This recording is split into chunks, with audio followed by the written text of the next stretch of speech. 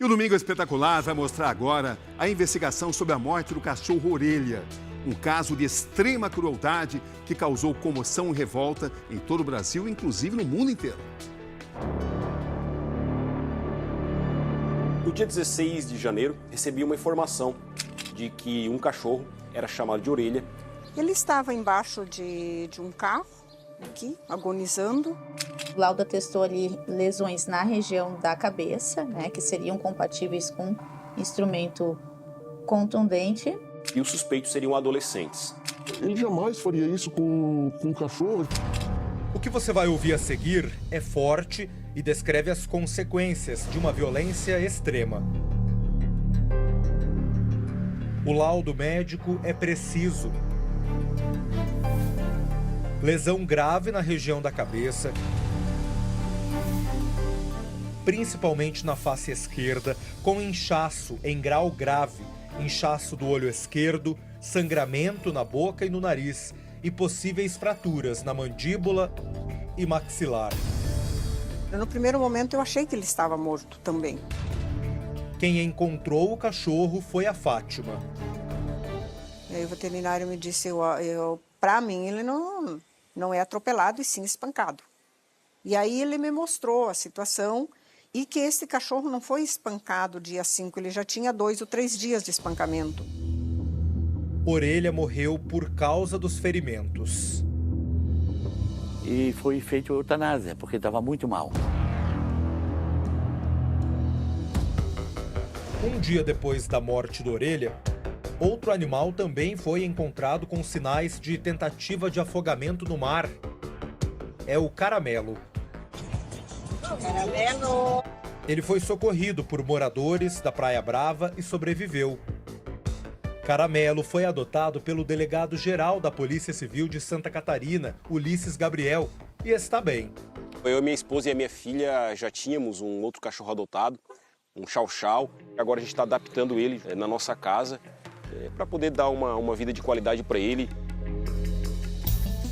Caramelo, Orelha e Pretinha moravam num terreno baldio na Praia Brava, um bairro nobre de Florianópolis, capital de Santa Catarina.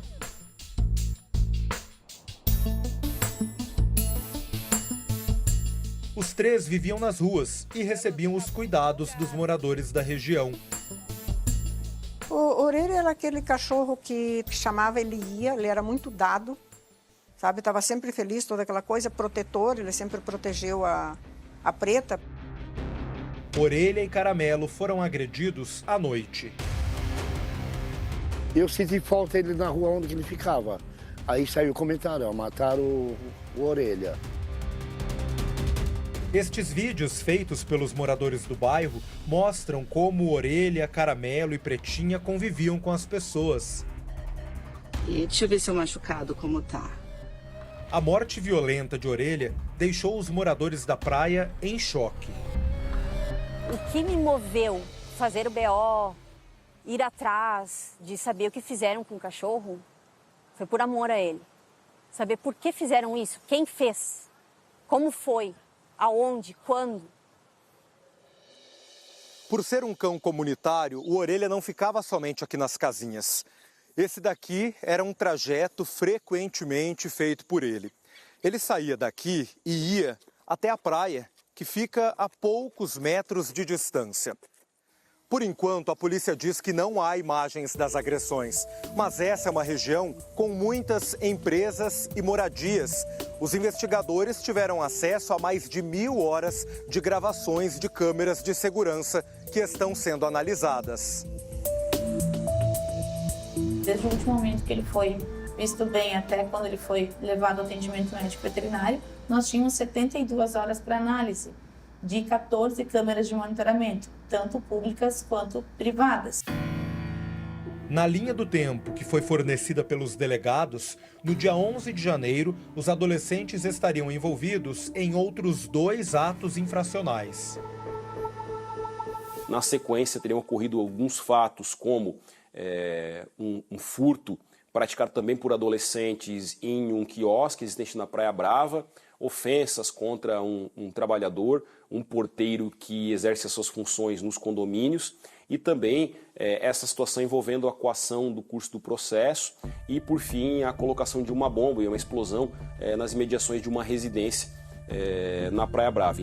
Precisamos saber o que os adolescentes estão fazendo, e quando nós temos acesso e percebemos que algo está muito errado, ou fora do controle, ou muito violento, nós temos responsabilidade de colocar limites, contenção e deixar claro qual é o limite. No dia 13 de janeiro, surge um novo elemento na investigação. Estas imagens são de uma câmera de segurança. Pouco depois da meia-noite, esta mulher sai com um rapaz de bermuda de um dos condomínios à beira da praia. Os dois passam pela guarita. Ela fala alguma coisa. De acordo com testemunhas, o adolescente xinga o funcionário. O homem de calça branca, que vê tudo, é um antigo morador do prédio. Minutos depois da saída de mãe e filho, o pai do rapaz, grisalho de camiseta e bermuda preta, aparece, acompanhado do tio do adolescente e de uma mulher de vestido estampado. Eles conversam com o vigia de camisa social branca. A discussão começa. Uma mulher que tenta falar também é empurrada pelo homem de camisa escura. Segundo as investigações, o pai do rapaz queria fotos e vídeos que o porteiro supostamente teria colocado em uma rede social e que poderiam provar que o adolescente fazia parte de um grupo de arruaceiros na região. O vigia Bruno não quis dar entrevista com medo de represálias. Segundo o relato do nosso cliente, ele não possui nenhum vídeo, não filmou nenhum ato, inclusive ele não presenciou o ato também. Diante deste fato, a polícia investiga se houve coação. Segundo denúncias, o tio do menino estaria armado. No cumprimento do mandado de busca e apreensão, visando apreender a arma, nós identificamos que na casa havia substância ilícita, drogas, e aí então ele foi autuado por posse de drogas para o consumo próprio. Quanto mais violência vai ser gerada. Então, acho que nessa situação, tem duas coisas que são muito importantes pensar. A permissividade e aceitação de comportamentos violentos e como colocar limites em situações que estão muito erradas, sem que esses limites aumentem a violência. Os 3 homens foram indiciados. Em paralelo, num outro inquérito, as investigações levaram aos nomes de 4 adolescentes que eram suspeitos. Alexandre Cali, advogado de 2 dos investigados, alega que os clientes realmente tiveram uma desavença com o vigia.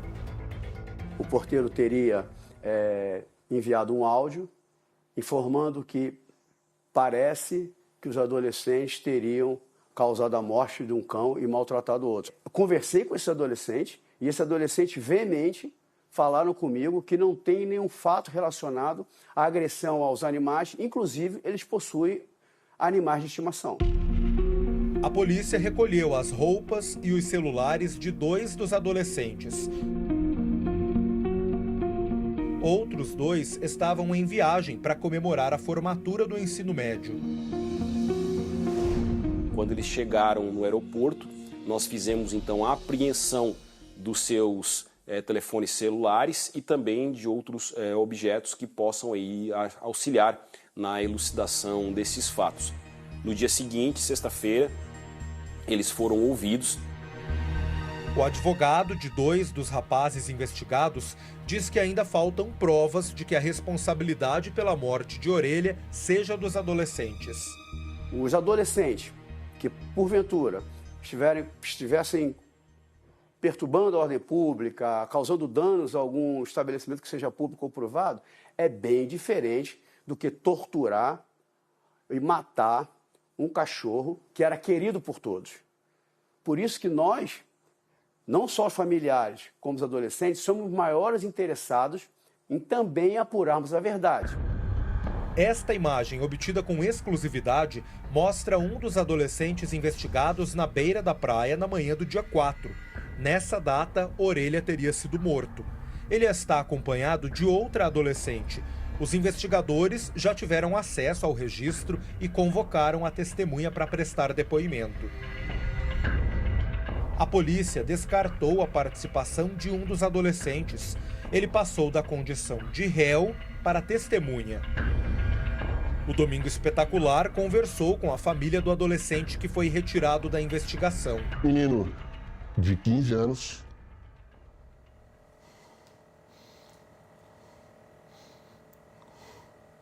Desculpa. A família tinha saído da Praia Brava no dia 5 de janeiro. 15 dias depois, um amigo do pai avisou que o filho estava sendo acusado da morte do cachorro Orelha. Pai, é impossível. Eu nunca vi o cão Orelha. E aí, a partir daí, nós fomos atrás de informações. Fui registrar boletim de ocorrência, pela citação do nome dele. Todos se apresentaram à polícia, mas como as investigações estavam em andamento, as ameaças aumentavam. Ataques de todos os lados, pessoas famosas, perfis falsos, nos chamando de assassinos, família de assassinos. Ele jamais faria isso com um cachorro. O adolescente teve o celular e as roupas apreendidos pela polícia. Lá na Praia Brava ele não andou com esses meninos, isso está bem claro em todas as conversas. A delegacia responsável pela investigação dos supostos atos infracionais cometidos pelos adolescentes pretende finalizar na próxima semana a análise dos conteúdos dos celulares apreendidos. O objetivo é cruzar os dados das mídias digitais com as informações dos depoimentos. Somente depois disso será possível estabelecer qual foi a participação de cada um. Dados do Conselho Nacional de Justiça mostram que nos últimos 5 anos, o número de processos abertos de maus tratos contra animais cresceu aproximadamente 1.400%. Em Santa Catarina, no mesmo período, o número de processos abertos de maus tratos cresceu 18.000%, indo de 4 casos em 2021 para 725 casos em 2025. Como alguém faz isso com um animal, assim, 10 anos na comunidade, fazendo isso com o animal e fica assim? Eles negam, inclusive, eles relatam para mim que eles não estavam, eles relatam que um dos cachorros, o amarelo, estavam brincando com o cachorro, brincam com o cachorro, deram água para o cachorro. A gente quer concluir e verificar qual os adolescentes que participaram dos 4 casos para que eles possam ser internados. Nascer do sol nessa praia é incrível. Incrível. E eles sentavam aqui e ficavam os dois olhando essa paisagem.